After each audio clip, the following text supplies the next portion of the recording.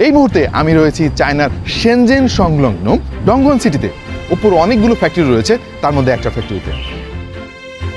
চলুন আমরা একটু ঘুরে দেখি কিভাবে তারা ফোন বানায়।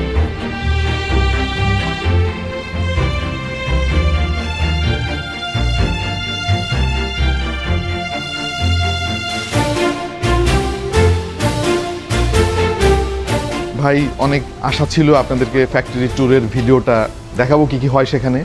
Unfortunately no photo, no video. তবে আমাদের চোখ দিয়ে দেখা কিন্তু থেমে থাকেনি। পৃথিবীর আরো অনেক দেশের টেক ইউটিউবারদের সঙ্গে আমাদেরও সুযোগ হয়েছিল উপর এই ফ্যাক্টরি ঘুরে দেখার। একটা ফোনের শুরু থেকে শেষ পর্যন্ত প্রায় সব প্রসেস আমরা এবার দেখে এসেছি চোখের সামনে।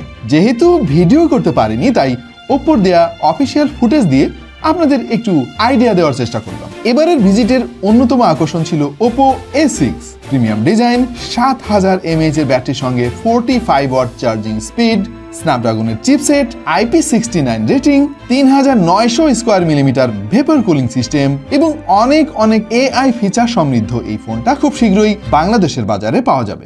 সত্যি বলতে আজকে আমাদের কিন্তু সেই লেভেলের একটা এক্সপেরিয়েন্স হলো যে একটা স্মার্টফোন তৈরিতে এত স্টেপ, মানে চিন্তা করে দেখেন আপনি 180টার উপরে টেস্ট করতেছে তারা, এবং এত কম্পোনেন্ট আছে, এত ছোট কম্পোনেন্ট আছে যেগুলো সমন্বয়ে একটা স্মার্টফোন তৈরি হয়। এনিওয়ে, আমাদের দেশে কিন্তু A6 লঞ্চ হতে যাচ্ছে খুব শীঘ্রই, এবং মূলত এই কারণেই ওপ্পো আমাদেরকে মানে আত্মবিশ্বাসের সঙ্গে তাদের ফ্যাক্টরিটা ঘুরিয়ে দেখালো যে দেখেন ভাই, আমরা কত কষ্ট করি একটা ফোন তৈরি করার জন্য, এবং কোয়ালিটি এনশিওর করার জন্য আমরা অক্লান্ত পরিশ্রম করে যাচ্ছি আর কি। এনিওয়ে, Oppo A6 এর মোট দুইটা কালার অ্যাভেলেবেল, একটা সাফায়ার ব্লু আর একটা হচ্ছে অরোরা গোল্ড। কেমন লাগলো আমাদের আজকের ভিডিও অবশ্যই জানাবেন কমেন্ট সেকশনে, এবং আশা করছি পরবর্তীতে অন্যান্য আরও অনেক স্মার্টফোন কোম্পানির ফ্যাক্টরি ভিজিট করে আপনাদের সঙ্গে শেয়ার করব। ভালো থাকবেন আর সাবস্ক্রাইব করবেন টেক টু দ্য পয়েন্টে।